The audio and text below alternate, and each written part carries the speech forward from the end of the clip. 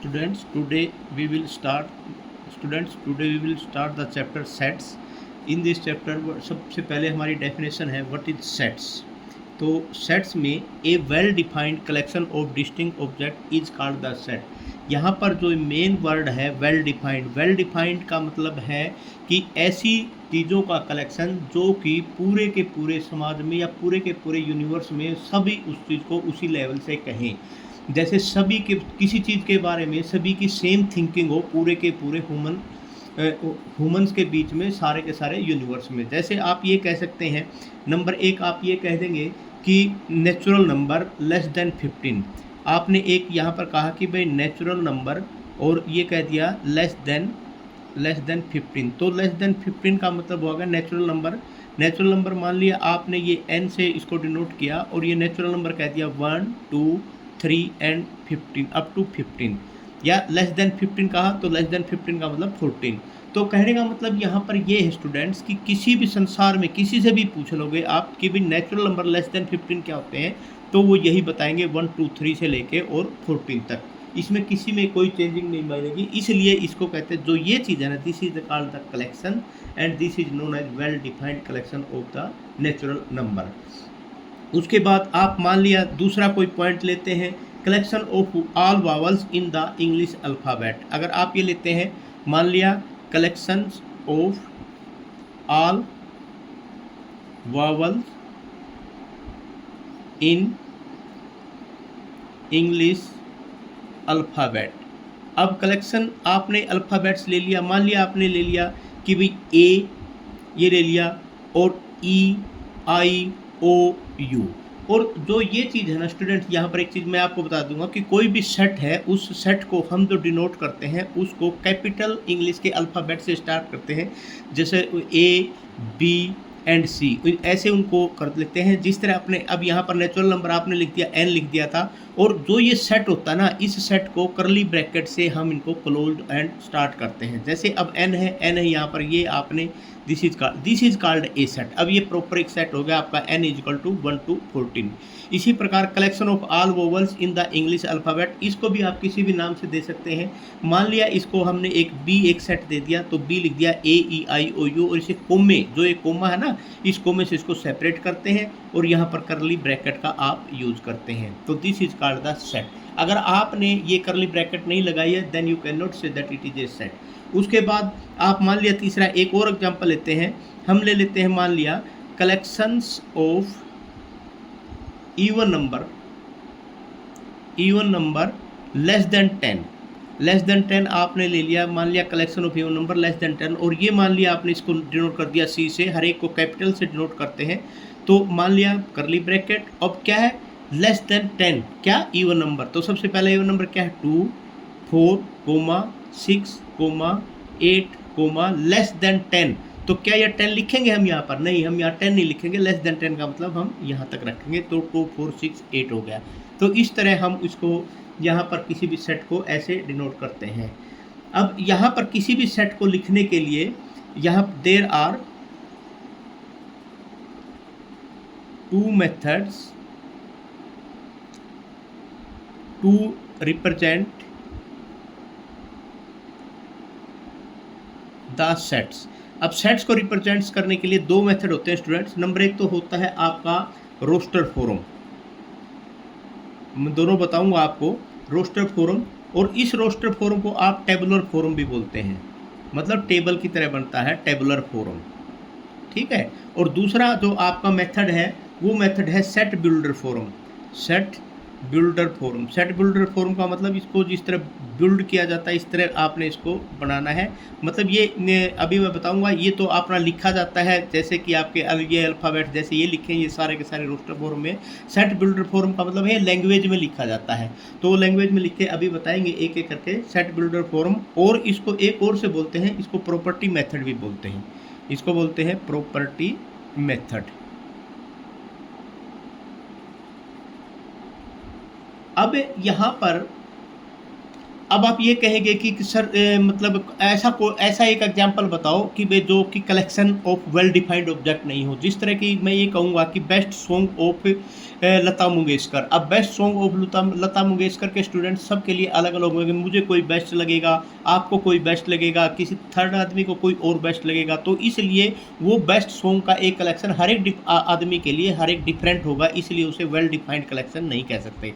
Well defined collection वही होता है जो सबकी नज़रों में बिल्कुल एक जैसा हो और सब उसे एक ही लैंग्वेज में एक ही बात में उसको कहें, मतलब same thinking by all humans in the universe. तो उसके बाद सबसे पहले अब हम बात करते हैं सेट बिल्डर फोरम की, रोस्टर फोरम की। तो रोस्टर फोरम के बारे में हम लेते हैं। रोस्टर फोरम को जैसे हम लिखते हैं यहाँ पर हमने लिख दिया एक सेट लिखना चाहते हैं हम रोस्टर फोरम में, collection of all multiple of 50। मान लिया हम कोई ये कह के लिखो भाई रोस्टर फोरम में लिखो collection of all multiple of 50। मान लिया 50 का कलेक्शन लिखना है। अब आपको ये पता है इसको कैपिटल लेटर से तो डिनोट करते ही करते हैं, तो मैंने इसको ए लिख दिया इसका, उसके बाद करली ब्रैकेट और मल्टीपल ऑफ 50 मतलब 50, 100, 150, 200 एंड सो ऑन। तो इसलिए ये होगा collection of the multiple of 50। और ये आपका क्या हो जाएगा स्टूडेंट, ये हो जाएगा इनफाइनाइट सेट, क्योंकि यहाँ पर इनफाइनाइट गया है ये। उसके बाद आप मैं एक और एग्जांपल इसमें दिखाता हूँ। Even number collection set of even number even natural number लिख लो। इवन नेचुरल नंबर वैसे तो इवन नंबर नेचुरल नंबर ही होते हैं। इवन नेचुरल नंबर, और ये कह सकते हैं आप लेस देन, ज़्यादा बड़ा न बना के लेस देन 10 कह लो। ठीक है, तो यहाँ पर मान लिया आपने बी एक सेट दे दिया और बी का स्टार्ट आपने कर दिया। तो बी जब आपने स्टार्ट किया तो इवन नंबर है लेस देन 10। तो सबसे पहला इवन नंबर क्या होता है 2, उसके बाद 4, उसके बाद 6, उसके बाद 8 एंड लेस देन 10 है। 10 उसमें शामिल नहीं है, लेस देन 10। अगर अप टू 10 होता तो 10 लिखते, अगर ये नहीं है तो आप ये लिखते। तो ये जो आपका हुआ ये एक रोस्टर फॉर्म आपने रोस्टर फॉर्म में लिख दिया। उसके बाद हम करते हैं set builder form. Set builder form में जैसे इसमें आपका क्या आता है सेट बिल्डर फॉर्म में, मान लिया एक सेट आपको दे दिया A इक्वल टू 1 2 3 4 5 6 एंड 7। मान लिया एक ये सेट है आपका, और इसको कोई कहता है कि भाई इसको सेट बिल्डर फॉर्म में लिखो। ये अभी कौन सी फॉर्म में है, ये रोस्टर फॉर्म में है। कोई कहता है इसको सेट बिल्डर फॉर्म में। देखो लिखने का तरीका देखो कैसे होता है। सबसे पहले A इक्वल टू, यहाँ पर जो आप लिखेंगे ये स्टार्ट, ये तो आपने स्टार्ट करनी ही करनी है ब्रैकेट x सच दैट। अब पूरे के पूरे सेट को आपने क्या नाम दे दिया, x दे दिया, सच दैट x। अब आपका क्या है, x इज लेस देन और इक्वल टू 7। इसको कई तरीके से लिखा जाता है, मैं इसी को 2-3 तरीके से आपको बताऊंगा इसको कैसे लिखते हैं। x is less than equal to 7 and, और ये x आपका क्या है, x बिलोंग्स टू n। ये जो साइन है ना, ये जो साइन, ये रहा साइन, ये x बिलोंग्स टू n, इसका मतलब x belongs to natural number. इसको बोलते हैं बिलोंग्स टू, इस क्या बोलते हैं, बिलोंग्स टू। तो इसका मतलब x बिलोंग्स टू n और ये ब्रैकेट क्लोज। तो इसको ये लिख दिया आपने, ये ऐसे लिखता है। और इसको बोलते हैं x, ये x तो हो गया, x is such that, x ऐसा है कि, ये निशान जो है ना इसको बोलते हैं सच दैट। तो x इज लेस देन और equal to 7 and x belongs to n natural number. तो ये आपका, अब इसको दूसरे तरीके से कैसे लिख सकते हैं, इसको हम ऐसे भी लिख सकते हैं, a इक्वल टू, ये आपका होगा x। इसको ऐसे भी लिख सकते हैं, इसको सच दैट करने ये भी होता है, x is a natural number less than और इक्वल टू 7। ऐसे भी लिख सकते हैं इसको, ठीक है। और इसको एक तीसरा तरीका और है, उसको कैसे लिख सकते हैं, such x is such that x belongs to your natural number. अब एंड 1 किस के 1 इज लेस देन x और इज लेस देन 7। और ये ब्रैकेट क्लोज। तो इसको तीन तरीके से हम जैसे भी हमें लगे, हम ऐसे जो भी हमें आसान लगे उस तरीके से हम सेट बिल्डर फॉर्म में लिख सकते हैं। और रोस्टर फॉर्म तो बिल्कुल आसान है ही, रोस्टर फॉर्म को तो सीधा हम इस तरीके से हम इसको लिखते हैं। तो स्टूडेंट यहाँ पर हमारे पास ये दो क्वेश्चन और हैं, तो इसको जैसे ये अब आपका लिखा है किस फॉर्म में लिखा है, ये रोस्टर फॉर्म में लिखा है, रोस्टर फॉर्म में लिखा है। अब इसको हम सेट बिल्डर फॉर्म में लिखेंगे। सेट बिल्डर फॉर्म में लिखने के लिए आपको पता है सबसे पहले क्या करते हैं, ब्रैकेट लगाते हैं और यहाँ पर क्या लिखते हैं, x, x is such that. अब आप यहाँ से देखो इसमें जो एक्स इज सच दैट क्या है, एक्स ये क्या है 1 2 4 7 14 28। इसमें थोड़ा सा दिमाग लगाना पड़ेगा और दिमाग लगा के हमने ये देखना है कि भाई ये आया कैसे है। अब अगर हम इसमें देखें लास्ट में क्या है 28 है, ये 28 का डिवाइजर, ये भी 28 का डिवाइजर है, ये भी 28 का डिवाइजर है, ये भी 28 का डिवाइजर, ये भी 28 का डिवाइजर और ये भी 28 का डिवाइजर है। वैसे और बाकी कोई यहाँ पर पैटर्न बन नहीं रहा, तो इसलिए आप कह सकते हैं x is the divisor of 28, ठीक है। एंड अब आपने ये भी लिखना है, एंड आप यहाँ पर x is less than equal to 28, ये तो आप लिखोगे तो यहाँ पर फिर कोई ज़रूरत भी नहीं है लिखने की, बस इसको यहीं का यहीं आप इसको कह सकते हो डिवाइजर लिख दो या फिर यहाँ इसकी जगह फैक्टर लिख दो, x is the factor of 28, बस यहीं तक हो गया। एंड लेस देन 28 लिखने की, क्योंकि 28 तो ये था ही आपका। तो उसके बाद आपका C, मान लिया क्वेश्चन है 2 4 8 16 32, ये आपका कौन सी फॉर्म में है, ये रोस्टर फॉर्म में है। और ये क्या था आपका, आप इसमें चेंज करो सेट बिल्डर फॉर्म में, सेट बिल्डर फॉर्म में इसको चेंज कर रहे हो सेट बिल्डर फॉर्म। तो सेट यहाँ पर सेट बिल्डर फॉर्म में आपने इसको चेंज करना है, ये क्वेश्चन है आपका सेट बिल्डर फॉर्म में। तो अब आप देखो 2 4 8 16 32, अब आप इसमें कैसे लिख सकते हैं, अब आपको थोड़ा सा यहाँ पर देखना पड़ेगा, सच दैट एक्स सच दैट। अब ये क्या है, ये 2 to the 4 और 4 to the 8 8 to the 16 16 to the 32। तो कहने का मतलब है कि 2 की पावर 1 2 2 की पावर 2 2 की पावर 3 2 की पावर 4 2 की पावर 5, तो such that x is equal to 2 की पावर n, ठीक है, where n is less than equal to.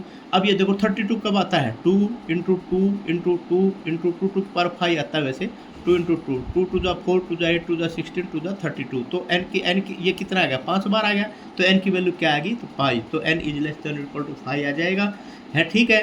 And यहाँ पर एक चीज़ और लिखनी है, and n belong to your natural number, और ये ब्रैकेट, ठीक है। तो ये आपका क्या हो गया, ये हो गया सेट बिल्डर फॉर्म। तो इस तरह हम इसको सेट बिल्डर फॉर्म में यहाँ पर लिख सकते हैं। कोई भी अगर आपके पास रोस्टर फॉर्म है उसको सेट बिल्डर फॉर्म में लिखना है। तो चलो एक और करा देता हूँ मैं सेट बिल्डर फॉर्म का आपका, मैं 2 क्वेश्चन और लिखता हूँ। अब देखो स्टूडेंट, इसमें जो ये डी पार्ट है यहाँ पर लिखा है रोस्टर फॉर्म में लिख दिया भाई -6 -4 -2 0 2 4 6, और इसको आपने लिखना है राइट इन सेट बिल्डर फॉर्म। तो सिंपल सी बात है, अब आपको पता है कि डी इज इक्वल टू यहाँ पर आपका क्या हो जाएगा एक्स सच दैट। अब x क्या है आपका, यहाँ पर x है, देखो यहाँ पर है -6 -4 -2, तो ये क्या है कि ये आपका एक इंटीजर है, और इंटीजर क्या है कि हर एक में 2 2 से मल्टीप्लाई हो रही है। x इज इक्वल टू क्या हो जाएगा 2n कर देंगे आप, x is equal to 2n, where आप लिख देंगे where x belongs to 2n, x belongs to आपका क्या हो जाएगा, x belongs to x is equal to 2n, और ये n क्या है आपका, मान लिया ये x n कह लो या x, तो आपका x तो इंटीजर हो ही जाएगा, या n कह लो चलो n belongs to your z, n belongs to z। And आप ये कहेंगे कि भाई जो इसका सबसे पहले यहाँ पर n क्या है, n है यहाँ पर 2 के साथ है ना, तो 2 इंटू में -3 2 इंटू में -2 2 इंटू में -1 एंड 2 इंटू में ये 0 2 इंटू में 1 2 इंटू 2 2 तो n क्या होगा आपका, एक इंटीजर होगा। और कहाँ से कहाँ स्टार्ट होगा ये, -3 is less than equal to n से लेके और is less than equal to 3 तक। तो ये आपका कह सकते हैं कि एक सेट बिल्डर फॉर्म बन गई। सबसे पहले हमने ये देखना ये क्या है, ये है 2 इंटू -3 2, ये लिख देना 2, n की वैल्यू क्या है -3, n की वैल्यू क्या है -2, n की वैल्यू क्या है ये, तो इसलिए n बिलोंग टू आपका इंटीजर यहाँ पर लिखना है। तो -3 is less than equal to n is less than. उसके बाद एक क्वेश्चन और है स्टूडेंट, ये है आपका 1/2 2/3 3/2 8/9। अब इस क्वेश्चन में थोड़ा सा आपने यहाँ पर ट्रिक्स लगानी है। e इज इक्वल टू यहाँ पर x such that x is equal to, ऊपर क्या है 1, नीचे 2, फिर 3, मतलब ऊपर n है और नीचे क्या है, हर एक में n प्लस में 1। वेहर अब यहाँ पर दिखना पड़ेगा, वेहर अब ये क्या है, n क्या है, वेहर n is the natural number, क्योंकि यहाँ पर हर एक n नेचुरल नंबर है और n कहाँ से कहाँ तक स्टार्ट है, यहाँ से n की वैल्यू क्या ली थी 1 और यहाँ पर n की वैल्यू क्या ले ली हमने 8। तो इसका मतलब क्या हुआ, 1 इज लेस देन और इक्वल टू n और is less than equal to 8।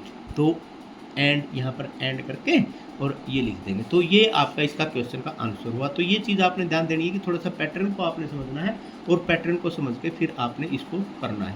उसके बाद नेक्स्ट है student empty set. Empty set, अब सबसे पहले एम्प्टी सेट क्या होता है, कोई भी n या ए सेट कह लो, ए सेट कंटेनिंग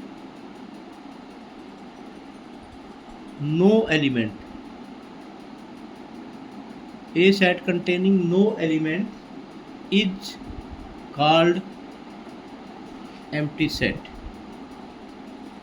इसका दूसरा नाम होता है और null set और void set। ठीक है, इसको आप किसी से भी नाम से पुकार सकते हो, void set से, null set से और empty set से। और इनको डिनोट करने का ये एंड डिनोटेड बाई फाई, इसे बोलते हैं फाई, तो PHI। तो इससे इसको डिनोट करते हैं, एम्प्टी सेट को इससे डिनोट करते हैं। तो ये चीज़ आपने ध्यान रखना है। अब एक चीज़ मैं आपको यहाँ एक और बता देता हूँ, ये सिंपल ऐसे ही लिखा जाता है फाई एम्प्टी सेट। अगर आपने इसको ऐसे ब्रैकेट में लिख दिया तो फिर ये गलत हो जाएगा, ये फिर एम्प्टी सेट नहीं होगा, क्योंकि ये एक सेट होगा, सेट के अंदर फिर एक फाई एक एलिमेंट हो जाएगा। तो इसलिए इस चीज़ का ध्यान देना है, फाई अकेला ऐसे ही लिखा जाता है। ठीक है, अब एक एग्जांपल देता हूँ मैं इसका। ए, मान लिया आपने एक सेट ले लिया ए और इसमें ले लिया x such that x is equal to 2 + 3x and x belong to natural number. मान लिया ये हो गया। अब इसमें मान ली ये एक आपने ले लिया, तो इसमें ये क्या है, x is equal to 2 + 3x, x plus में 2 प्लस में 3x, तो sorry x is equal to 2 plus में 3x, तो ये क्या हो जाएगा आपका, मान लिया ये उधर चलेगा, ये इधर का -2 इज इक्वल टू 2x हो गया। तो x is equal to value क्या आ गया, -1। तो क्या x ये नेचुरल नंबर से बिलोंग कर रहा है, एक सेट बनाना आपने ऐसा, तो बनाइए कोई सेट, इसमें कोई एलिमेंट आया, कोई भी एलिमेंट नहीं आया, क्योंकि x की वैल्यू तो -1 आ गई और x भी नेचुरल नंबर से बिलोंग करना चाहिए, लेकिन ये तो नेचुरल नंबर है ही नहीं, तो इसलिए a की वैल्यू क्या आ गई, फाई आ गई। तो आप ऐसे लिख देंगे, या तो ऐसे लिखेंगे या फिर उसको हम सिंपल ब्रैकेट लिखेंगे। मैंने यहाँ पे बताना भूल गया, डिनोटेड बाई फाई, और एक इसको खाली ब्रैकेट से भी डिनोट करते हैं, एक खाली ब्रैकेट से डिनोट कर दो और या सिंपल ये फाई लिख दो। ठीक है, तो ये यहाँ पर इसका आंसर ये हो जाएगा। नेक्स्ट है स्टूडेंट अपना सिंगलटन सेट। अब सिंगलटन सेट क्या होता है, कोई भी एक ऐसा set containing exactly 1 element is called the singleton set. मतलब क्या हुआ, ऐसा कोई सेट जिसमें सिर्फ एंड सिर्फ एक ही एलिमेंट हो, ऐसे सेट को बोलते हैं सिंगलटन सेट। जैसे कि आपने ले लिया a इज इक्वल टू, कोई भी एक सेट ले लिया x such that x is equal to 2x plus में 2, मान लिया ये एक सेट हो गया। तो ऐसे सेट में अब यहाँ पर क्या है, x इज इक्वल टू, मान लिया सिर्फ, चलो सबसे पहले सिंपल ही बता देता हूँ, मान लिया कोई एक सेट a ले लिया और इसके अंदर मान लिया a की एलिमेंट है 2, तो ऐसा अगर एक ही एलिमेंट है तो उसे बोलते हैं सिंगलटन सेट। अब ये है कोई सेट बिल्डर फॉर्म, इस सेट बिल्डर फॉर्म में हम कैसे देखेंगे, अब यहाँ पर ये सेट दे दिया, तो इसमें x इज इक्वल टू क्या है, 2x प्लस में 2 है, तो इसमें क्या होगा, x तो इधर आ जाएगा, 2 इधर आ जाएगा, तो यहाँ पर क्या हो जाएगा, अब यहाँ पर क्या हो जाएगा, उधर जाके x इज इक्वल टू -2 आ गया, तो x की वैल्यू ये क्या आ गई, -2, तो a इज इक्वल टू क्या आ गया आपका, a की सेट होगा -2, तो -2 जब इसमें a की एलिमेंट आया तो इसे बोलते हैं सिंगलटन सेट। अच्छा, अब 2 की अगर कोई बात करें, मान लिया सिंगलटन सेट, मान लिया यहाँ दे दिया 2 और दे दिया 3, तो ये सिंगलटन सेट नहीं है जिसमें, क्योंकि इसके अंदर 2 एलिमेंट आ गए, तो इसलिए ये आपका सिंगलटन सेट नहीं होगा। तो यहाँ पर ये this is your singleton set. अब उसके बाद है आपका फाइनाइट सेट, ऐसा सेट जिसके अंदर एलिमेंट ही फाइनाइट हो, जैसे a इज इक्वल टू आपका हो जाएगा 1 2 3 एंड 4, तो इसके अंदर फाइनाइट एलिमेंट है, तो इसे बोलते हैं आपका फाइनाइट सेट। और इनफाइनाइट सेट इनफाइनाइट सेट कैसे होता है? जैसे आपका इनफाइनाइट सेट में आप कहेंगे infinite set, set of the natural number, मान लिया set of the natural number कर दिया आपने 1 2 3 4 up to the last up to infinity, तो ये क्या हो जाएगा? Infinite set. इसके अंदर number of the element infinite है, इसके अंदर नंबर ऑफ द एलिमेंट क्या होते हैं? फाइनाइट है। अब स्टूडेंट यहाँ पर ये जो बात होगी नंबर ऑफ एलिमेंट्स की, चलो इसके साथ ही यही भी बता देते हैं cardinal number. Cardinal number, cardinal number क्या होता है? ये जो सेट के अंदर कार्डिनल नंबर, मान लिया ये आपका एक एलिमेंट ये दे दिया ना, एक सेट A = 1 2 3 4, इसके अंदर जितने भी एलिमेंट हैं, number of element in a set are known as, number of element in a set is लिख लो, is known as cardinal number. Cardinal number जैसे अब ये सेट है, ए सेट है, ए सेट के अंदर कितने एलिमेंट हैं? 1 2 3 4, तो ये ये इसका कार्डिनल नंबर क्या होगा? 4 होगा। और इसको लिखने का तरीका क्या होता है? NA = 4, number of element in A = 4।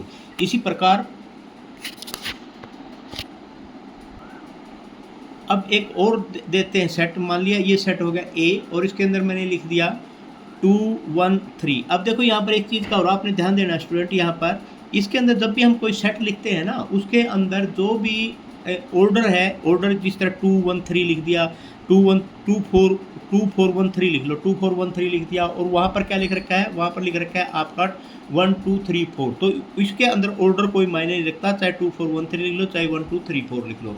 Number एक बात तो ये होगी। दूसरी ये होगी कि भाई अगर मान लिया कोई भी एलिमेंट दोबारा लिखा है, जिस तरह 2 4 4 1 3 ऐसे लिखते हैं, तो इसके कोई भी नंबर रिपीट करने की जरूरत नहीं है, एक ही बार उसको लिखो, ठीक है? तो इसको आप लिख सकते हैं 2 4 1 एंड 3, तो रिपीटेशन इज नॉट अलाउड, तो अवॉइडेड करनी चाहिए, रिपीटेशन शुड बी अवॉइडेड, ठीक है? तो यहाँ पर अब इसके अंदर एक और मैं बता देता हूँ, जैसे कि कोई एक सेट B ले लिया, तो AEIOU ये हो गया। अब इसके अंदर मान लिया NB क्या होगा? मतलब इसका कार्डिनल नंबर क्या होगा? 1 2 3 4 5, तो यहाँ पर इसका कार्डिनल नंबर क्या हो जाएगा? 5 हो जाएगा। तो इस तरह हम इनका कार्डिनल नंबर निकालते हैं। अब स्टूडेंट्स कुछ मतलब जैसे हम इनका नाम नोट करते हैं, कुछ मैं ऐसे बताता हूँ, जैसे कि आप हमेशा नेचुरल नंबर को किससे? N से डिनोट करते हैं, तो ये होता है आपका set of all natural number, set of all natural number, तो ये भी आपने याद रखने चाहिए। और उसके बाद होता है Z, Z होता है सेट ऑफ ऑल इंटीजर्स, ठीक है? उसके बाद अगर Z के साथ मान लिया अकेला ये प्लस आ जाए यहाँ पर, तो ये आ जाएगा set of all positive integer, तो ये चीज़ का ध्यान देना है। उसके बाद आ गया मान लिया Q से डिनोट कर दिया, तो ये हो जाएगा सेट ऑफ ऑल आपका क्या आ जाएगा? Rational number, rational number.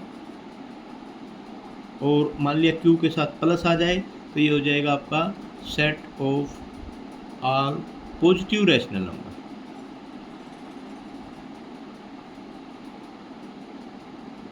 ठीक है? उसके बाद मान लिया आपके पास R आ जाता है, R ये क्या हो जाएगा? सेट ऑफ रियल नंबर के नाम से। और अगर R के साथ आपका प्लस आ जाता है, तो इसका मतलब हो गया set of positive real number. तो ये चीज़ों का आपने बहुत ध्यान रखना है, क्योंकि ये आगे आके आपके यूज में आएंगी। उसके बाद जो नेक्स्ट है आपका ये हो गया आपका सेट ऑफ, इसे Q प्लस आ जाएगा तो set of the rational number, और प्लस अगर यहाँ का set of all positive rational number, R आ गया तो set of the real number, और अगर R प्लस आ गया तो set of the positive real number, ठीक है? उसके बाद अब हम आगे स्टार्ट करते हैं। नेक्स्ट है स्टूडेंट आपका इक्वल सेट। अब इक्वल सेट क्या होता है? 2 non empty sets A and B are said to be equal if they have exactly the same element and we write A = B। अब जैसे यहाँ पर क्या है कि मान लिया एक एलिमेंट आपने कोई भी एक सेट ले लिया आपने, A के अंदर जो एलिमेंट है मान लिया आपने ले लिया 1 2 3 एंड 4, और एक सेट आपने B ले लिया, और B में आपने ले लिया 2 3 1 एंड 4, मान लिया ये एक सेट होगा। अब एलिमेंट तो दोनों में बराबर है और तो सेम एलिमेंट हैं, तो अगर ऐसा कोई भी एक सेट, दो सेट दे रखे हो, तो ऐसे सेटों को बोलते हैं A = B। अब ये जो कन्फ्यूजन है कि भाई ये तो होने ही थे कि नंबर एक बात तो इसमें कार्डिनल एलिमेंट दोनों में बराबर है, लेकिन अब मैं एक चीज़ और आपको जो बताने जा रहा हूँ उसको गौर करके आप समझना कि मतलब यहाँ पर एक चीज़ का आपने ध्यान देना है कि इसके अंदर एक और चीज़ है इक्विवेलेंट, एक होता है इक्विवेलेंट सेट। इक्विवेलेंट सेट, अब इसमें देखना आप, एक यहाँ तो था इक्वल सेट, अब यहाँ पर है इक्विवेलेंट सेट। इसके अंदर क्या है कि cardinal number are same,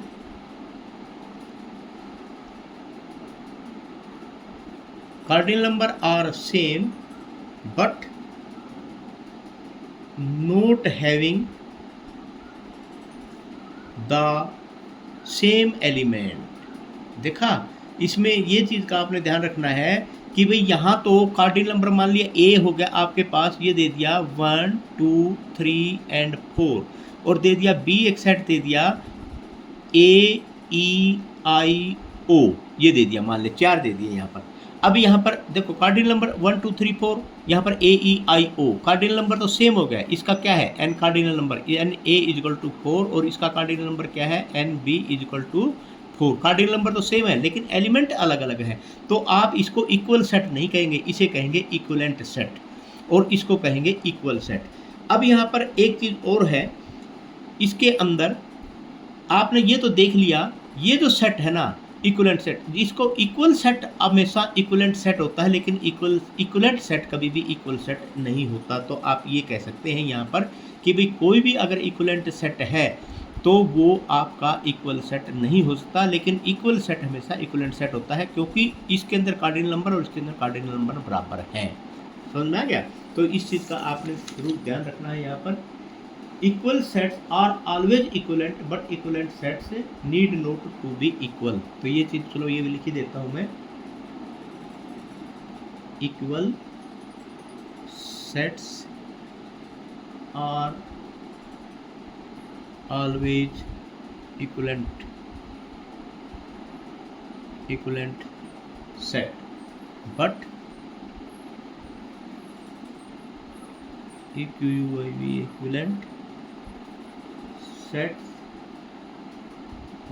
need not to be equal always। ठीक है, अब यहाँ पर देखो वो मैंने आपको एग्जाम्पल आपको बता ही दिया था। ठीक है, अब एक क्वेश्चन हम लेते हैं और उस क्वेश्चन को, अच्छा लंबा क्वेश्चन है, और फिर उस क्वेश्चन को हम सोल्व करते हैं। स्टूडेंट्स अब देखो ये क्वेश्चन है, अब इस क्वेश्चन में क्या है, यहाँ पर सबसे पहले आपने इस क्वेश्चन को पूरे को रोस्टर फॉर्म में लिखना है। अब इस क्वेश्चन को जब आप रोस्टर फॉर्म में लिखेंगे तो सबसे पहले मैं इसका आंसर, इसके हर एक क्वेश्चन का आंसर उसके नीचे ही देता चलूँगा इसके साथ ही। मान लिया ये लिखा है आपने ए इज इक्वल टू, इसका तो चलो आंसर यहीं लिख देते हैं। इसको आप कैसे लिख सकते हैं, ए इज इक्वल टू, अब ये क्या है एक्स है, such that x belongs to N, x is less than 8। इसका मतलब क्या हुआ, इसका मतलब ये हुआ कि आपने ऐसा नेचुरल में एक सेट लेना है जो कि नेचुरल नंबर है और लेस देन 8 है। तो इसका मतलब सिंपल सी बात है 1 2 3 4 5 6 एंड 7, बस आंसर आ गया। उसके बाद दूसरा देखो, एक बी एक सेट है is equal to x such that x is a prime number which is a divisor of 3। अब ये चीज़ का आपने ध्यान देना है यहाँ पर, डिवाइजर ऑफ 3, डिवाइजर ऑफ 3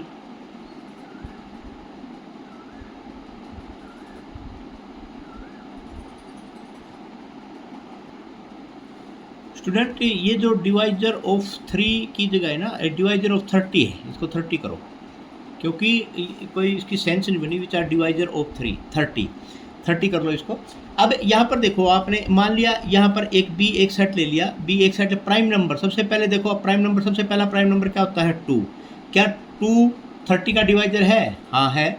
और उसके बाद अगला प्राइम नंबर क्या है 3, और अगला प्राइम नंबर क्या है 5, तो और अगला प्राइम नंबर 6 तो प्राइम नंबर है ही नहीं, 7 प्राइम नंबर है लेकिन वो 30 को डिवाइड नहीं करेगा। उसके बाद 9 नहीं करेगा, उसके बाद है 11 नहीं करेगा, 13 नहीं करेगा, और उसके बाद है आपका 17 भी नहीं करेगा, और उसके बाद आप ये कह सकते हैं कि 17 के बाद 19। तो इसका मतलब ये 3 ही आपका 30 के डिवाइजर हुए। तो यहाँ पर इसके डिवाइजर हुए 2 3 एंड 5। ठीक है, तो डिवाइजर ऑफ 30 है ये यहाँ पर। उसके बाद अगला क्वेश्चन क्या दे रखा है, c is equal to x such that x is an integer and -2 is less than x and is less than 6। तो यहाँ पर जो ये चीज़ दे रखी है, अब इसमें देखो यहाँ पर c इज इक्वल टू, इसको समझो, x is an integer and -2 is less than x is less than 6। मतलब सिंपल सी बात है, -2 एक इंटीजर हो गया और उसके बाद क्या हो गया, -1 हो गया, 0 हो गया, 1 हो गया, 2 हो गया, 3 हो गया, 4 हो गया एंड 5 हो गया। क्या 6 होगा? नहीं, 6 नहीं होगा क्योंकि 6 लेस देन लिख रखा है, तो इसलिए आपका ये हो जाएगा -2 और इसमें क्या होगा, -2 -1 0 1 2 3 4 एंड 5। ठीक है, उसके बाद है नेक्स्ट है आपका d और इसमें ये क्या कर रखा है कि x d is equal to आपका is equal to x such that x is the 2 digit natural number whose digit sum is 6। हाँ ये देखो, 2 डिजिट नेचुरल नंबर आपने देखना है, लेकिन वो देखने हैं हुज डिजिट सम इज 6। देखो इसमें आपका जैसे सबसे पहले 2 डिजिट कहाँ से स्टार्ट होते हैं, 10 से स्टार्ट होते हैं। तो 10 में दोनों डिजिट, एक 1 है एक 0, क्या उनका सम 6 होता है? नहीं होता। तो 1 1 1 2 1 3 1 4 1 5, तो 1 5 1 50 नंबर हो गया। 15 की दोनों डिजिट का सम 6 होता है? हाँ होता है। उसके बाद 51 का भी जरूर होता है। उसके बाद आप लेंगे, मान लिया और किसी का होता है 6, अब तो होगा ही नहीं। उसके बाद 2 वाले में स्टार्ट करते हैं, 2 के साथ किसका हो जाएगा, 2 के साथ 4 का हो जाएगा और 4 के साथ 2 का हो जाएगा। उसके बाद 3 का हो जाएगा, 3 और 3 का हो जाएगा। ठीक है, 3 और 3 33 हो जाएगा। और उसके बाद 4 के साथ 2 4 2 ये आपने पहले ही लिख लिया। उसके बाद सीधा 6 0 आएगा, तो कि ये 2 डिजिट नंबर हैं जिनका सम आपस में 6 होगा। इसका 6, इसका 6, इसका 6, इसका 6, ये भी 6 और ये भी 6, ये आ गया आपका आंसर। तो इसलिए क्वेश्चन को पहले समझना है और फिर उसके बाद उसको करना है।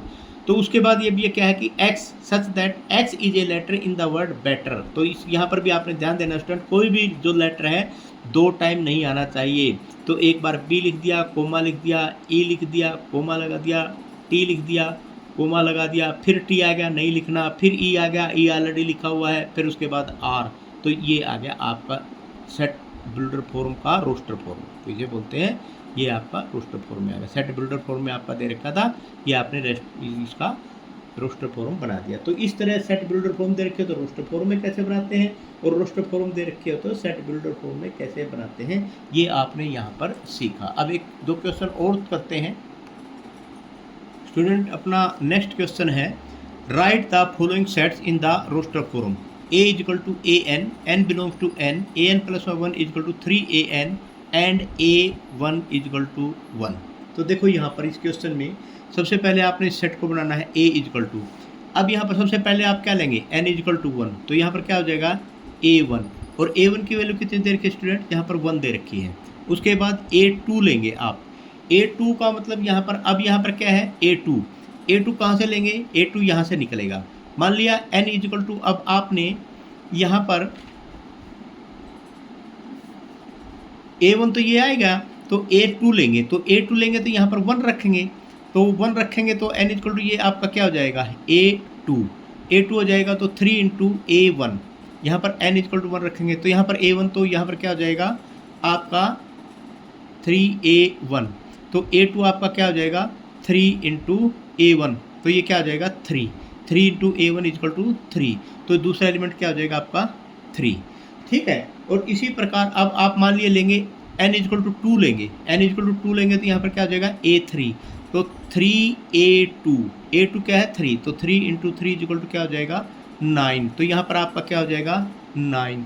उसके बाद यहाँ पर लेंगे a4, n की वैल्यू आपने 3 लिख दी, तो n की वैल्यू 3 लिख दी, तो यहाँ पर क्या हो जाएगा 3a3, और 3a3 की वैल्यू कितनी आई है 9, तो यहाँ पर 3 इंटू 9 हो जाएगा आपका 27। तो एक और कर देता हूँ मैं a5 का मतलब n की वैल्यू आपने क्या ले ली 4, यहाँ पर n की वैल्यू क्या ले ली 1, n की वैल्यू क्या ले ली 2, सॉरी हाँ n की वैल्यू यहाँ पर, तो n की वैल्यू आपने a1 तो दे ही रखा है, तो a1 n की वैल्यू 1 लोगे तो यहाँ पर a2 आएगा 3 इंटू a1, ये आपका वही है। और यहाँ पर ले ली n की वैल्यू 2, यहाँ पर ले ली n की वैल्यू 3, यहाँ पर ले ली n की वैल्यू 4।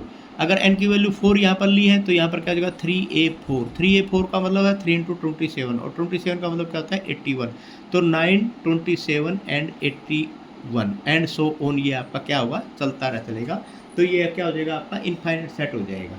ठीक है, तो इस तरह आप इस सेट को बना सकते हैं। अब यहाँ पर एक चीज़ आ जाती है स्टूडेंट, एक चीज़ और मैं बताना चाहूँगा। एक क्वेश्चन है उसमें लिख रखा है कि शो दैट 5 और यहाँ पर लिख रखा है 5, ये 5, 5 और 0, ये इसमें बताओ भाई इसमें इनमें क्या डिफरेंट है।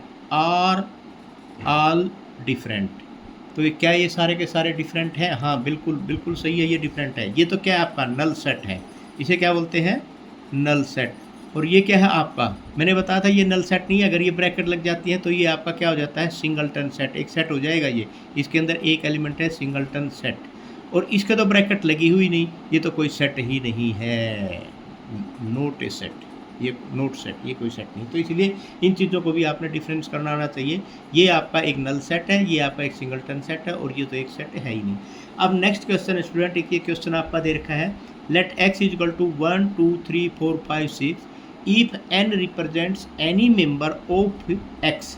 n रिप्रेजेंट एनी मेंबर, जो क्वेश्चन में दे रखे हैं n, आगे n represents any member of x express the following. ठीक है जी, n belongs to x but 2n does not belong to x। वाह जी वाह।